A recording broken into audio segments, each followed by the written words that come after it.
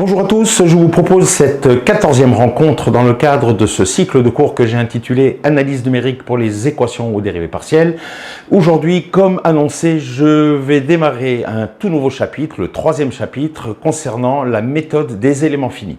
Et compte tenu des différentes demandes que j'ai reçues de votre part, eh bien, si ces cours vont apparaître dans le groupe, la playlist d'analyse numérique des équations aux dérivées partielles, ne soyez pas étonnés, je vais également dupliquer ces cours dans un bloc à part, dans un nouveau cours en quelque sorte, une nouvelle playlist qui s'appellera méthode des éléments finis. Ce sera tout simplement les mêmes cours, mais pour ceux qui souhaitent les retrouver de manière plus facilement, plus directement, et compte tenu de la richesse et de la consistance du sujet, eh bien, je vais donc ouvrir en même temps ce nouveau cours, cette nouvelle playlist. Donc ne soyez pas étonnés. Sans plus tarder, chapitre 3. La méthode des éléments finis.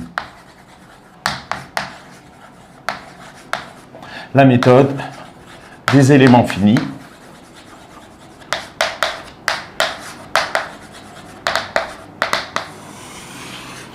Alors, au niveau de la bibliographie, j'en ai déjà parlé, je reviens là-dessus quelques instants. Il y a plusieurs ouvrages, excellents ouvrages dans la littérature des éléments finis, pour la littérature des éléments finis. Je retiendrai plusieurs ouvrages de référence. Le premier pour un public mathématicien, je dis bien, il s'agit de l'excellent ouvrage de Pierre-Arnaud Raviard et de Thomas, intitulé « Introduction à l'analyse numérique des équations aux dérivées partielles », édition Masson, ça c'est le premier. Le deuxième, c'est le non moins excellent livre de mon feu collègue et ami Daniel Ovrard, « Résolution numérique des équations aux dérivées partielles », de nouveau édité chez Masson. Et votre serviteur, j'en ai publié quelques-uns. Le dernier, la version la plus aboutie, c'est la dernière version en français aux éditions Lavoisier qui s'intitule « Méthode mathématique et numérique pour les équations aux dérivées partielles », principalement consacrée aux éléments finis. Et puis la même version en anglais chez Springer Verlag, là pour une édition internationale, Mathematical Methods, Mathematical and Numerical Methods, for partial differential equations. Voilà, je vous l'ai dit avec un bon accent bien auvergnat, même si je ne suis pas auvergnat, et vive les auvergnats qui parlent l'anglais de cette manière-là. Voilà, une fois que j'ai dit tout cela, eh bien, ces trois types d'ouvrages, si vous voulez, le livre de Pierre-Arnaud Raviard est un livre vraiment pour les mathématiciens. Le livre de Daniel Ovrard était pensé pour un public plutôt de mécaniciens, physiciens, qui ne voudraient pas trop, comme les cycles aussi d'ingénieurs, je dirais, s'attarder sur les fondements mathématiques. Et j'ai essayé, en quelque sorte, de proposer un ouvrage médian qui, à la fois, s'appuie sur des résultats extrêmement forts de l'analyse mathématique pour les équations aux dérivées partielles, et en même temps, cette approximation qui est une méthode particulière que constitue la méthode des éléments finis. Donc chacun verra midi à sa porte, fera son petit marché selon sa sensibilité, rien ne vous empêche de compulser, bien évidemment, les trois et bien d'autres, il en existe, à vous de jouer de ce côté-là. Alors, la motivation, on en avait déjà parlé, mais je vais reprendre les choses et poser un certain nombre de questions qui seront abordées tout au long de ce cycle de cours sur la méthode des éléments finis. Donc, première partie, introduction, sans surprise, comme intitulé « Introduction ». Alors, pour l'introduction, on va considérer un problème modèle, pas celui que j'ai considéré déjà dans d'autres vidéos introductrices ou introductives, vous choisirez aussi, mais un peu plus riche parce que nous allons, au fur et à mesure des séances, glisser vers un traitement complet, in extenso, d'un cas de figure où la géométrie sera particulière, mais qui sera stricto sensu à l'identique du cadre que je vous propose aujourd'hui. Alors, le cadre que je vous propose aujourd'hui, c'est le suivant. Eh bien, c'est l'équation donc de Laplace, enfin ici ça va être l'équation de Poisson moins Laplacien U égale alpha dans un ouvert oméga de R2 par exemple, de R3, de Rn. On va voir au fur et à mesure ce qu'il faudra dégraisser pour que la présentation soit aussi accessible que possible. Et dès lors qu'elle le sera dans R2, vous verrez que vous n'aurez aucun problème à l'écrire dans Rn avec un peu de patience et de persistance. Voilà. Alors, on a donc oméga qui est un ouvert pour l'instant. Je ne précise pas, on va dire peut-être dans R2 dès le début. Et puis, on va définir la normale extérieure unitaire, c'est-à-dire n, le vecteur normé extérieur, c'est-à-dire orienté de l'intérieur vers l'extérieur. On pourrait très bien faire l'inverse, mais il est d'usage de considérer ce genre d'orientation.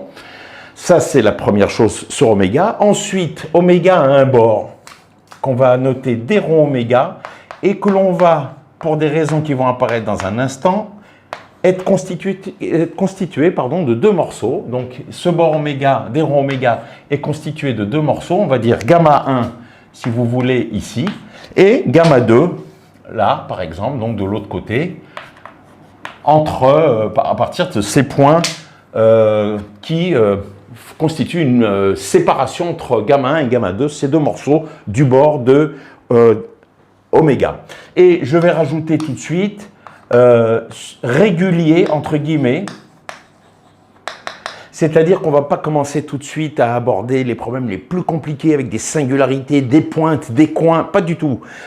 Il va y avoir de la régularité, c'est-à-dire un bord bien smooth, comme diraient les Anglais, encore avec l'accent. Alors on ne va pas dire auvergnat, sinon ils vont croire que j'ai quelque chose contre eux, ce qui n'est absolument pas le cas. Donc normand par exemple, enfin bien français, smooth. Et donc smooth, ça veut dire régulier.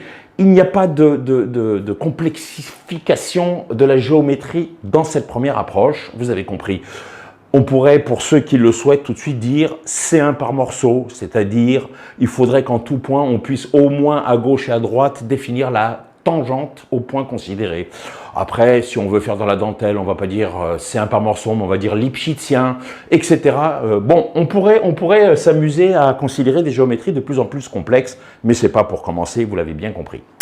Alors, à partir de cela, eh bien, je vais dire que U sur gamma 1, justement, ça va être une fonction g et qui est donnée, g donnée comme alpha. Je vais en parler dans un instant de ces trois fonctions parce qu'il y a une troisième fonction qui va me permettre de connaître sur le bord gamma 2, eh bien, alors j'ai dit g, non, on va peut-être dire f, qu'est-ce que vous en pensez, puis g pour la deuxième, hein, dans l'ordre alphabétique, ça ne mange pas de pain de faire les choses comme ça. Hein. Donc avec, eh bien, alpha, f, g, j'ai envie de dire trois fonctions données suffisamment régulières. Ça recommence, eh oui, on n'a pas le choix, suffisamment régulières. Alors, ça me permet de dire tout de suite la chose suivante, c'est que dans ce cours concernant la méthode des éléments finis, il va y avoir deux parties particulièrement distinctes. Il va y avoir la partie mathématique de la méthode des éléments finis, c'est-à-dire celle que l'on va en quelque sorte maintenant voir en termes de questions que l'on va poser, et puis on y répondra dans ce bloc, dans ce sous-bloc que je vais intituler les méthodes mathématiques pour la méthode des éléments finis.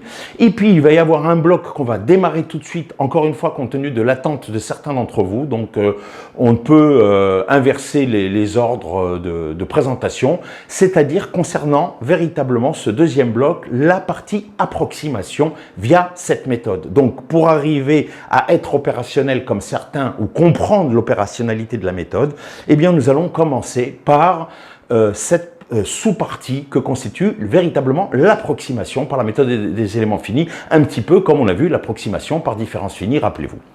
Alors, cette notion de suffisamment régulière, c'est justement cela qui sera précisé dans ce bloc qui fera l'objet donc de cours ultérieurement dans cette playlist qui seront dévolus, dédiés à l'analyse mathématique et non moins intéressante et fondamentale de la méthode des éléments finis. Voilà, maintenant que cette précision est faite, vous comprendrez pourquoi je ne précise pas est-ce que les fonctions sont continues, est-ce qu'elles sont carrées intégrables, de quoi parle-t-on.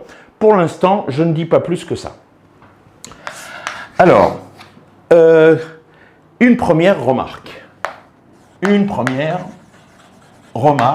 Une fois qu'on a dit tout cela. Donc ce problème-là, on l'appelle le problème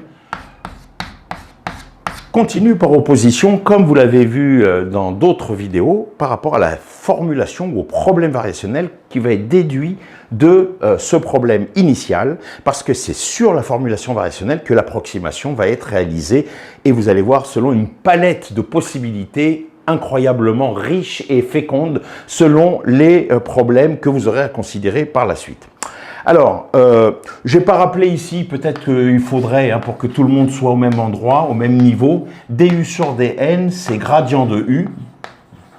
C'est gradient de u avec le nabla, gradient de u scalaire n, la dérivée normale, c'est, j'ai presque envie de dire 3 barres, vous avez l'habitude de mes 3 barres, c'est une définition, du sur dn, c'est dans la direction de la normale.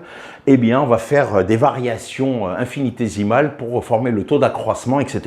Et ce n'est ni plus ni moins que le gradient projeté selon cette direction du vecteur normal en tout point de la normale.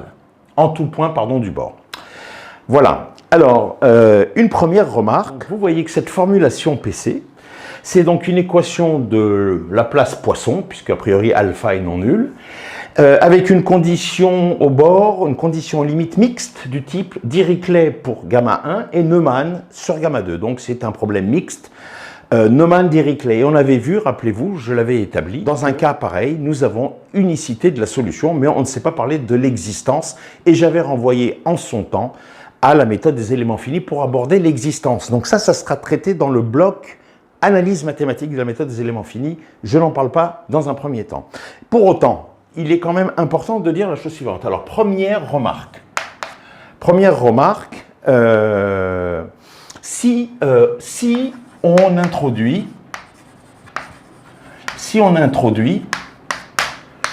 eh bien, la fonction U0 définie sur oméga, on va dire C2 sur oméga. Vous allez comprendre tout de suite pourquoi. Parce que je vais avoir besoin de dérivées partielles secondes comme U dans un instant, tel que, eh bien, U0 sur gamma 1 égale petit f. Donc, je vais prendre une fonction, je vais définir une fonction sur tout oméga, qui est sur gamma 1, sur le bord gamma 1 qui est ici. On aurait pu mettre un peu plus de couleur, vous auriez pu me le dire, si jamais c'est pas clair. Donc on va le faire maintenant. Il n'est jamais trop tard pour bien faire. Voilà gamma 1, voilà gamma 1 et voilà gamma 2. Alors, je vais construire une fonction qui quelque part est sa trace, sa restriction sur gamma 1, eh bien c'est la fonction petit f qui est la donnée de Dirichlet. Alors à ce moment-là, si je pose V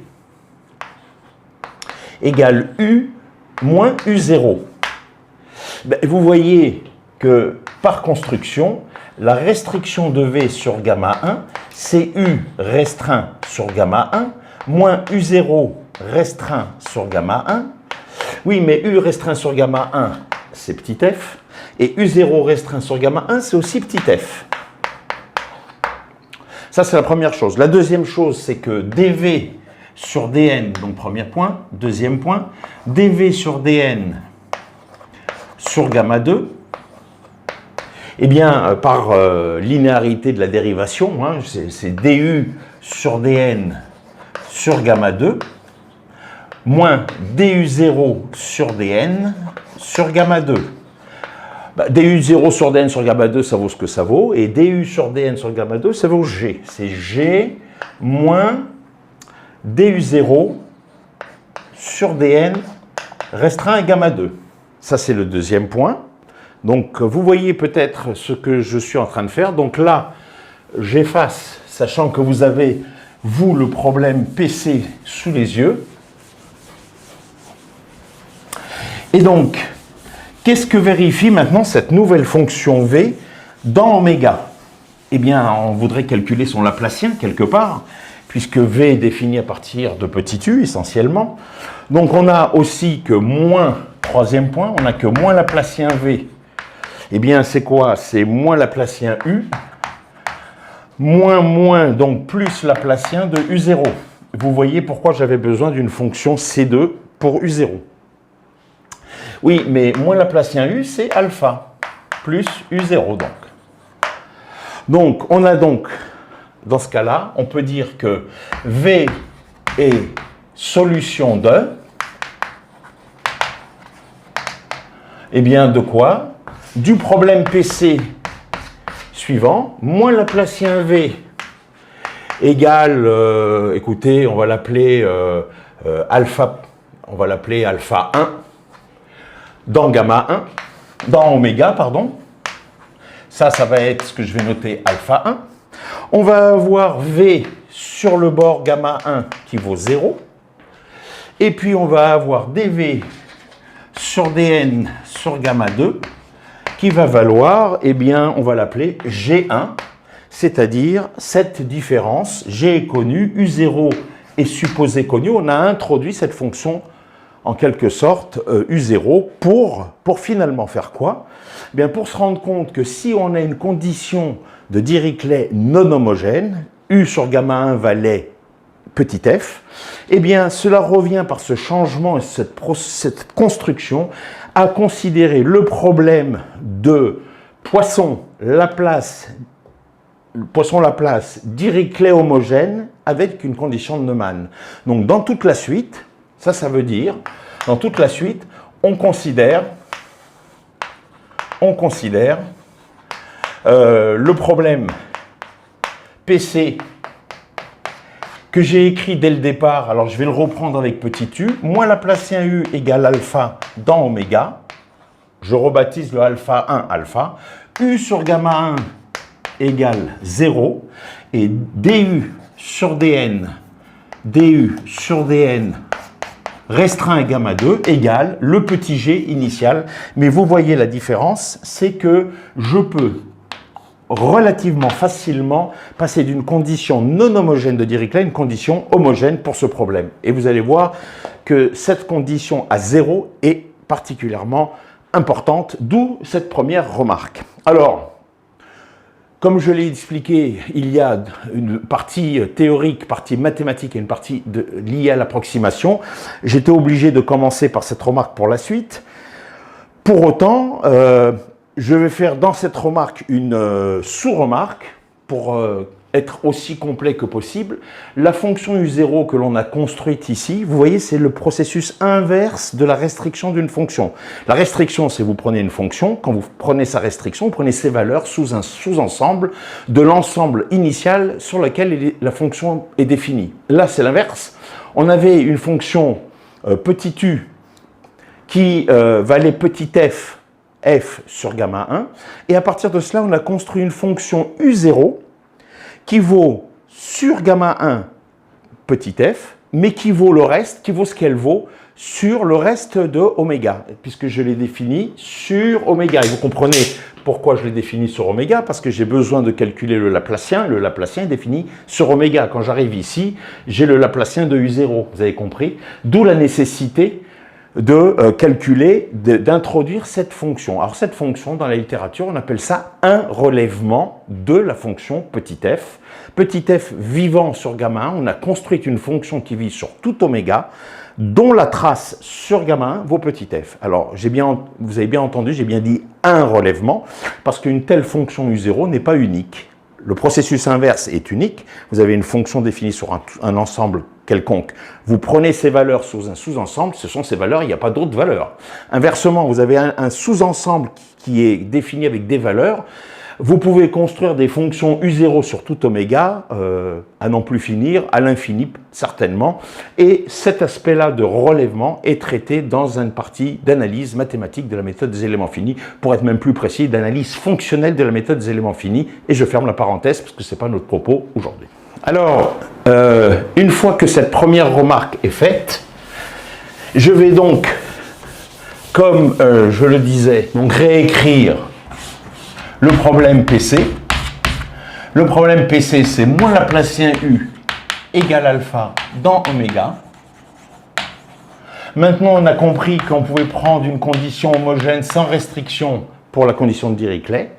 Et puis, on a sur gamma 2 une dérivée normale de la solution qui est connue, G qui est connue.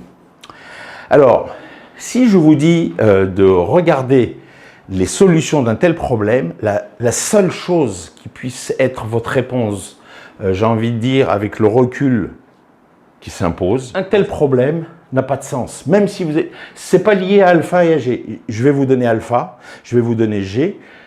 Je vais vous dire que alpha est continu et que G est continu. Comme ça, la mer est calme, le drapeau est vert. On n'a pas de problématique existentielle dans un premier temps.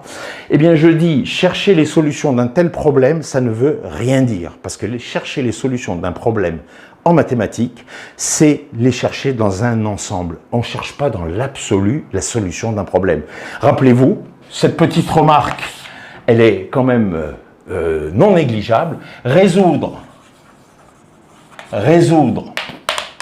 2x plus 1 égale 0 n'a pas de sens. Mais oui, parce que résoudre dans R, c'est x égale moins 1,5. Résoudre dans n, il n'y a pas de solution. Résoudre dans z plus, donc dans n. Résoudre dans z moins. Résoudre dans z, pas de solution.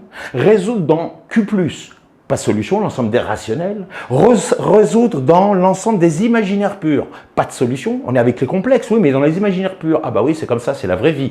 Ou alors résoudre dans l'ensemble des nombres complexes, tels que la partie réelle soit rationnelle et la partie imaginaire soit irrationnelle. Voilà, vous voyez, pas de solution. Parce que x égale moins 1,5. Donc si je dis que je cherche dans l'ensemble des nombres complexes dont la partie réelle est positive, ou dont la partie réelle est rationnelle positive, et telle que la partie imaginaire soit ce que vous voulez, irrationnelle par exemple, on admet que les nombres pour la partie imaginaire de ces nombres complexes, comme racine de pi, comme ln de 2, comme etc., e puissance 4, j'en passe et des meilleurs. Cette équation n'a pas de solution. Autrement dit, rappelez-vous, le lieu de recherche de la solution est fondamental pour, j'ai envie de dire, cristalliser ou induire la nature des solutions dans ce lieu, dans cet espace de recherche. Alors ça, c'est sur un exemple particulièrement trivial. Je suis sûr que vous êtes tous sensibles et que vous avez tous compris le propos qui était le mien ici. Eh bien, écoutez, s'il est le mien ici, alors ici, c'est Versailles les jours de fête. On a la totale, le Laplacien, les dérivées normales, un problème aux dérivées partielles. Vous pensez bien qu'il est de bon ton de donner un lieu de recherche de ce type de problème. Si déjà pour celui-ci, la précision du lieu de recherche induit la nature des solutions, le nombre de solutions, hein, etc. Vous avez compris, ou l'existence de solutions tout court. Alors, pour définir ce lieu de solution, il me faut bien préciser où va vivre la solution petit u. Donc, en fait, il faudrait dire trouver u appartenant à w, et ce w, il faut le préciser. Alors, ça, c'est la partie analyse mathématique, mais je suis obligé de donner un mini-minimum ici. Alors, le mini-minimum naturel. Alors, minimum vital, j'ai presque envie de dire minimum naturel.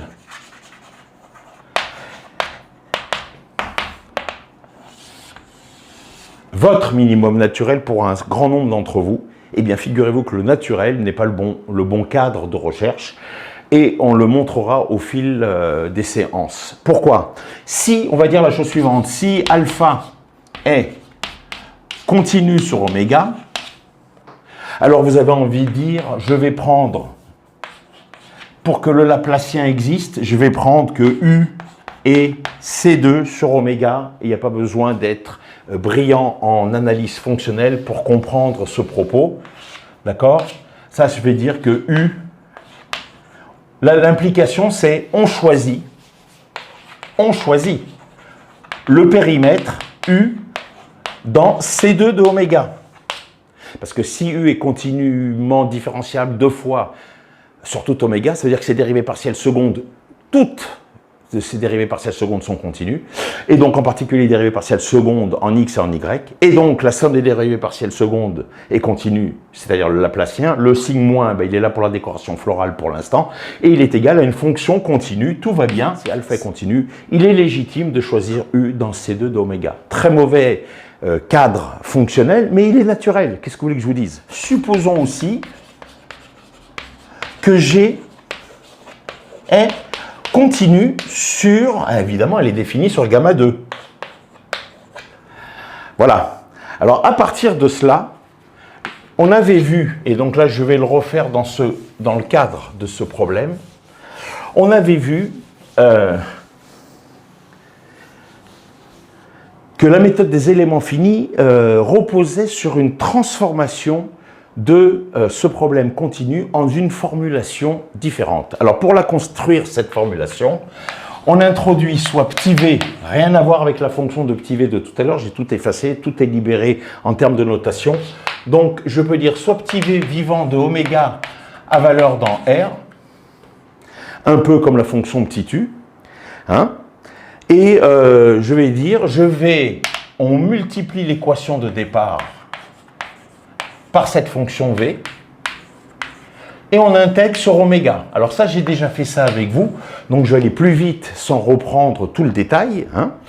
Dans les premières séances de ce bloc d'analyse numérique des équations dérivées partielles, alors ça, par la formule de Green, ça me donne somme sur oméga de grade u scalaire grade v, moins l'intégrale de bord, donc sur d rho oméga, de du sur dn v, et c'est égal au second membre, l'intégrale sur oméga de alpha v.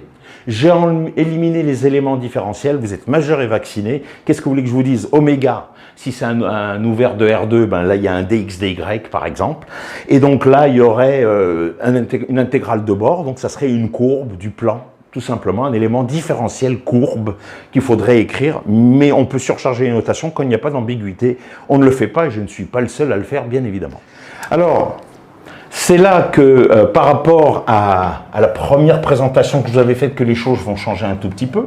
Donc, je vais avoir grade U, grade V qui ne va pas bouger dans un premier temps.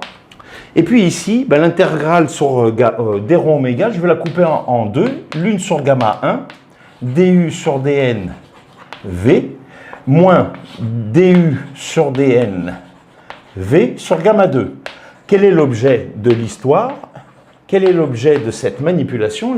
L'objet est de constituer une nouvelle formulation mathématique qui contienne toutes les informations du problème de départ. C'est le minimum qu'on puisse exiger, et il va falloir en exiger même plus, mais pour l'instant, faisons les choses dans l'ordre. Donc, pour intégrer, sans faire de jeu de mots, pour inclure les conditions aux limites qui sont ici, il faut bien faire apparaître le bord. Donc, faire apparaître le bord à partir d'une intégration comme je l'ai fait ici, c'est à l'aide de la formule de Green, vous voyez que le bord apparaît. Et donc, du coup, je fais apparaître gamma 1 et gamma 2.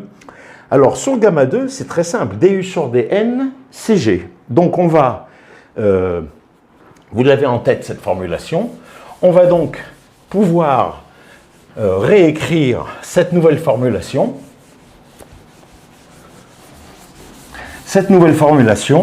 En prenant en considération la condition de Neumann, tout à fait naturellement, c'est grâce à cette formule de Green que l'on y arrive. Donc on a somme plus, pour être sûr qu'il n'y a pas de souci, je mets un plus, grade U scalaire grade V.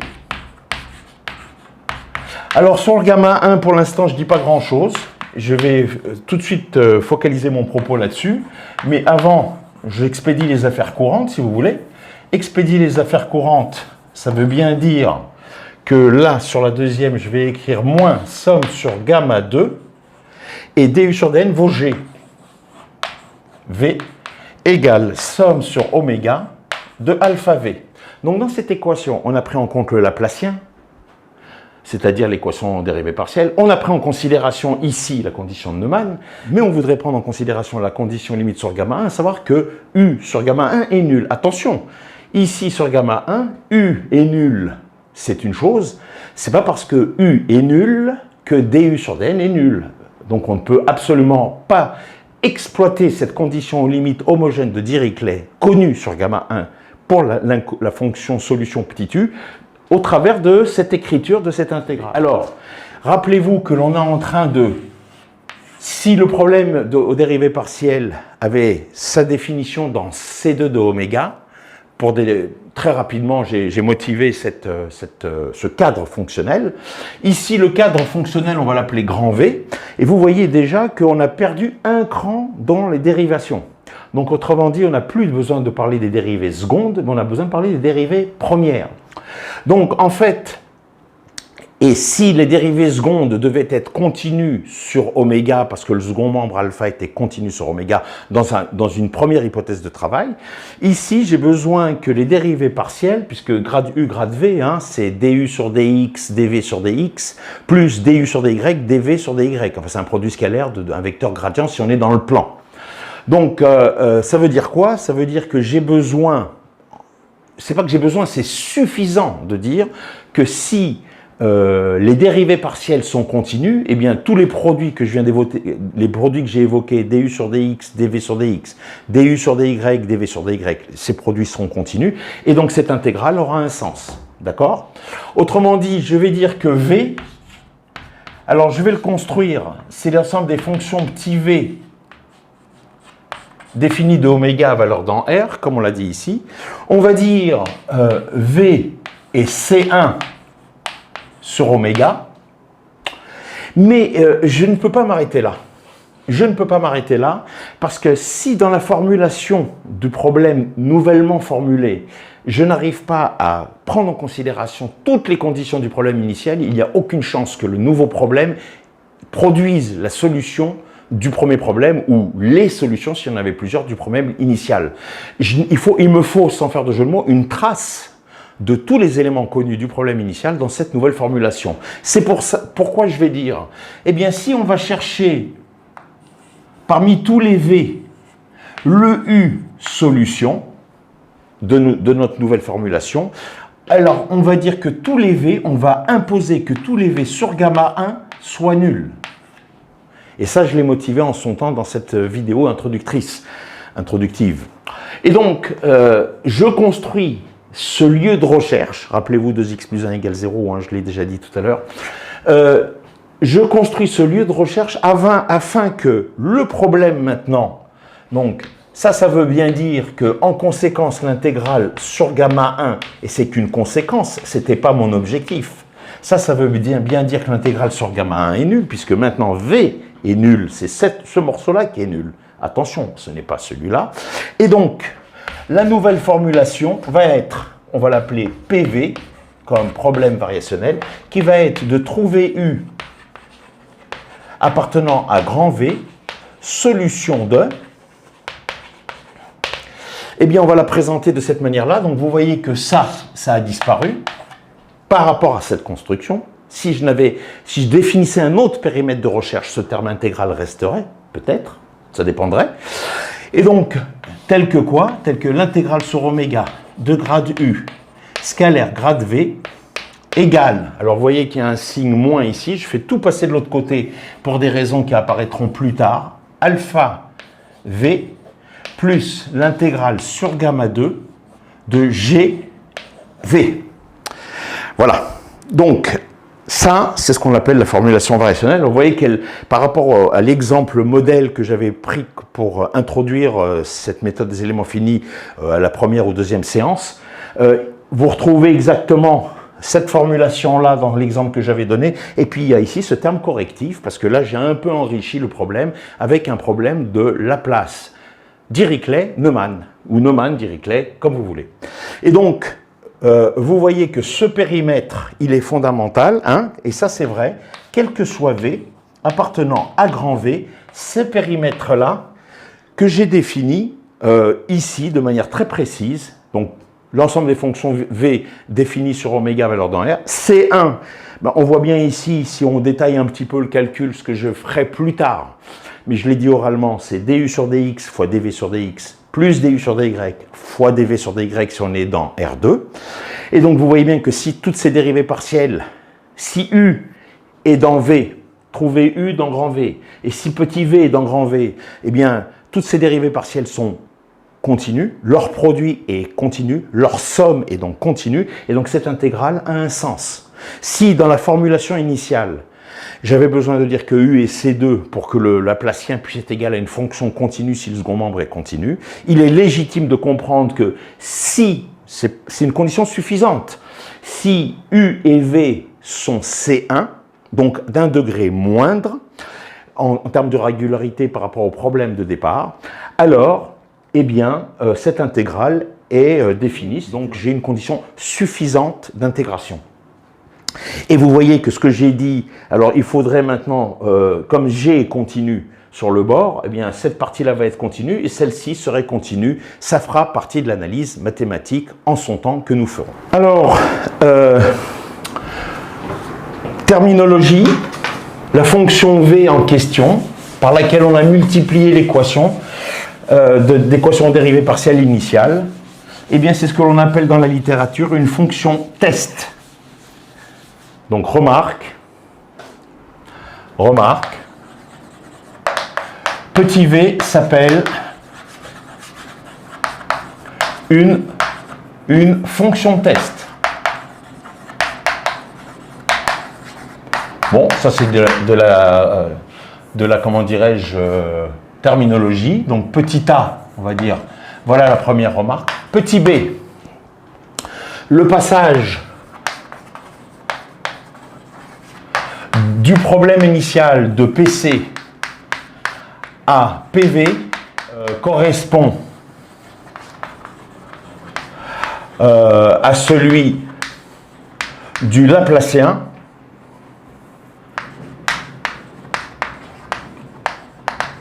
au gradient.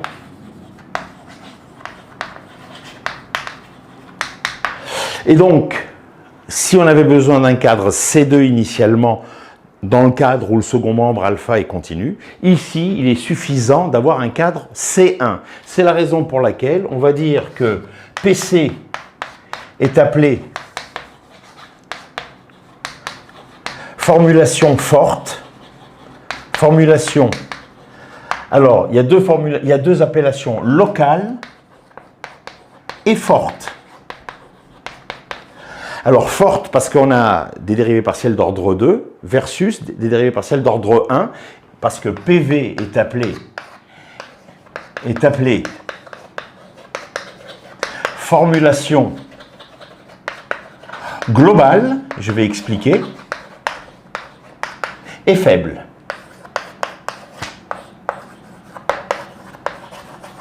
Ça, c'est pour de la terminologie, pour que vous puissiez comprendre ce que vous trouverez par ailleurs. Donc, forte, ça, vous avez compris. On a un Laplacien dans la formulation de PC. On a perdu un ordre de dérivation, ce qu'on appelle la formulation faible. Ça, c'est relatif, tout ça, bien évidemment. Et on appelle le problème continu une formulation locale, parce qu'on va écrire le Laplacien en chaque point. Rappelez-vous, moins Laplacien U égale alpha, je ne suis pas revenu là-dessus, mais je vous en ai déjà parlé, ça veut dire moins Laplacien U en xy égale alpha en xy. Alors que dans la formulation variationnelle, eh bien PV, problème variationnel ou formulation variationnelle, on a une formulation globale, on n'est pas ponctuellement sur les valeurs de la fonction que l'on recherche, mais on a des intégrales, donc des moyennes, grosso modo, qui, quelque part, mélangent la solution que l'on recherche à l'aide de toutes les fonctions, tests, qui sont dans le même ensemble de recherche de cette solution, d'où la notion de formulation globale par rapport à cette intégration. Alors, les questions que l'on peut se poser, je vais juste les évoquer parce qu'elles seront abordées dans cette deuxième sous-partie qui représente l'analyse mathématique de la méthode des éléments finis. Par construction, vous voyez bien que si U, solution du problème initial, problème fort, problème aux dérivées partielles, si U est C2, solution du problème initial, eh bien, étant C2, elle est C1, et étant donné qu'elle est C1, par les manipulations intégrales que j'ai faites, essentiellement la formule de Green, eh bien, on a bien montré que U, C2, solution du problème initial, est solution du problème variationnel. évidemment, on peut se poser la question maintenant, et qu'en est-il de la réciproque? Sachant que, regardez bien la problématique, et vous allez comprendre tout de suite en quoi elle consiste. Pourquoi j'ai besoin de la réciproque? Parce que, figurez-vous que c'est là-dessus qu'on va faire l'approximation. Donc si j'ai une approximation du problème PV, il y a intérêt à montrer que la solution du problème PV est solution du problème PC initial, puisque c'est ça qui nous intéresse de prime abord. Or, regardez ce qui se passe. Donc remarque, c'était petit a, je vais faire un petit b, je vais faire un petit c. Regardez, la situation, elle est la suivante. Si je mets ici C1 de oméga, et si ici je mets C2 de oméga, la solution du problème PC, elle se trouverait là. Mais il y a peut-être des solutions du problème PV, il n'y a pas de raison que des solutions du problème PV se trouvent ici. Puisqu'on est dans C1, c'est encore écrit ici. Donc vous voyez, au-delà de la condition limite qui permet d'avoir toutes les informations, la trace sur gamma 1, condition de Dirichlet homogène, ne vous focalisez pas sur le tout, focalisez-vous sur la régularité. Ce problème variationnel, il est posé dans un cadre plus grand qui comprend le cadre initial C2, tout simplement. Hein, je suis dans une présentation pour le cas où j'ai considéré que le second membre de l'équation de Laplace-Poisson, alpha, la fonction alpha, est continue, pour juste poser les problèmes.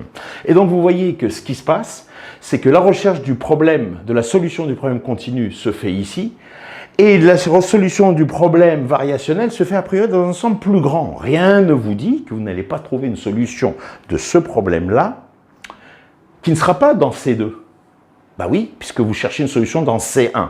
Donc vous pouvez être à l'extérieur de C2, dans le complémentaire de C2 par rapport à C1, c'est-à-dire ici.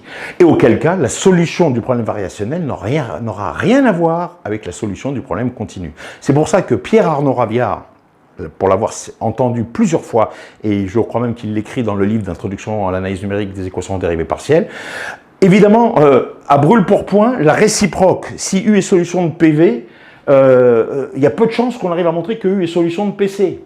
Donc, Pierre Arnaud Raviard, de préciser et de dire, ce qu'on pourrait dire, c'est non, si U est solution de PV et qu'elle présente la régularité C2, celle que l'on souhaite obtenir pour le problème PC, alors est-ce que la solution d'un tel problème est solution du problème initial, le problème continu? C'est ce que Pierre Arnaud Raviard appelle à juste titre une réciproque partielle. C'est pas montrer que toute solution de PV est solution de PC, ça c'est illusoire, mais c'est si on a une solution du problème PV qui a la régularité plus forte du problème PC, est-ce que cette formulation-là permet de retomber sur la formulation d'équations aux dérivées partielles? Ça a un sens, c'est ce que nous verrons dans la deuxième partie de ce bloc de cours sur la partie mathématique. Alors, donc ça c'était les remarques, j'ai envie de dire fondamentales, et je vais maintenant introduire ce qui va faire l'objet de la prochaine séance de cours avec vous, c'est-à-dire sur la partie numérique. Alors, vous voyez, donc, petit d, là que je vais juste introduire pour ne pas déborder dans le temps. Donc ici, on a grand V. Donc vous voyez que ici, le lieu de recherche se fait dans, grosso modo, C1. C1, avec, entre guillemets, en termes de régularité, avec les fonctions nulles sur le bord. L'espace des fonctions continuellement différenciables, comme l'espace des fonctions continues, comme l'espace des fonctions m fois continuellement différenciables, est un espace de dimension infinie. Et je vous ai déjà dit que le propre de l'analyse numérique, c'est de prendre des distances avec l'infini, c'est-à-dire de trouver un moyen d'avoir une recherche où il va y avoir un nombre fini d'inconnus, parce que la solution approchée que l'on va constituer, elle va être dans un espace de dimension finie. Donc, le propre de l'histoire, et je l'avais expliqué dans cette vidéo aussi introductive, j'ai envie de dire les deux, tiens, c'est de chercher la solution dans un sous-ensemble. Dans un sous-ensemble, alors il ne faut pas se mélanger les pinceaux entre les sous-ensembles, là c'était juste pour comparer, j'ai envie de dire, la relation entre le cadre fonctionnel du problème de départ et le cadre fonctionnel du problème variationnel par rapport au problème aux dérivées partielles. Maintenant, ce cadre est précisé, on a dit ce qu'on avait à dire. Maintenant, je reprends ce qui va nous intéresser, c'est-à-dire pour résoudre ce problème-là. Résoudre ce problème-là, c'est dans C1, et on va construire un sous-ensemble, V tilde, qui va être un lieu de recherche pour l'approximation avec la contrainte très forte, qui va être que dim de V tilde, la dimension de V tilde, soit finie. Avec la contrainte que V tilde, donc avec dim de V tilde égale KH fini. Et la question, c'est de comprendre ce que ça veut dire. Donc en fait, les approximations, donc V tilde, ça va être un espace de fonction petit v tilde défini de oméga valeur dans R. Mais comment les définit-on? Comment les définit-on? Alors oui, sûrement qu'il va falloir dire que V tilde sur le bord gamma 1 est nul, pour garder en mémoire que les solutions du problème variationnel que l'on recherche sont nulles sur gamma 1. Mais de quoi parle-t-on? Comment on va arriver au fini? Alors, je vous fais le teasing de la prochaine séance. Le teasing de la prochaine séance, ça va dire, eh bien, on va prendre oméga, pour simplifier, imaginons que ce soit un polyèdre. Alors ici, ça veut dire un polygone, ici. Polygone, puisqu'on est dans le plan. Qu'est-ce que c'est un polygone? C'est quelque chose comme ça. D'accord? Donc, tous les côtés du polygone, ce sont des segments de droite. Eh bien, ce que l'on va faire, c'est qu'on va constituer un maillage de ce polygone, alors avec des règles qu'on verra la prochaine fois. Et par exemple, ici, ce maillage, il va être constitué avec des triangles. Et qu'est-ce que l'on va faire? Eh bien, sur un triangle, on va rechercher une approximation V tilde telle que sur chacun des triangles, ça soit par exemple une fonction polynomiale d'un degré à définir. Polynôme de degré inférieur ou égal à 1. Alors dans le plan, ça s'écrit AX plus BY plus C sur un triangle.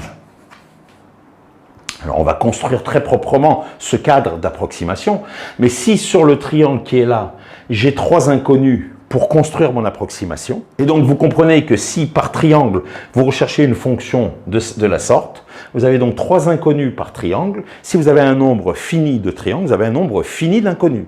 Comment trouver les coefficients de ces fonction affine, si c'est le premier cas de figure, par rapport, pour imposer en quelque sorte, pour relier cette forme d'approximation au problème qui est là. Ce sera tout l'enjeu de ce que nous allons construire progressivement pour arriver à valoriser, si vous voulez, cette méthode des éléments finis qui va être d'une souplesse, comme vous le verrez dès la prochaine fois, extraordinaire par rapport à la méthode des différences finies.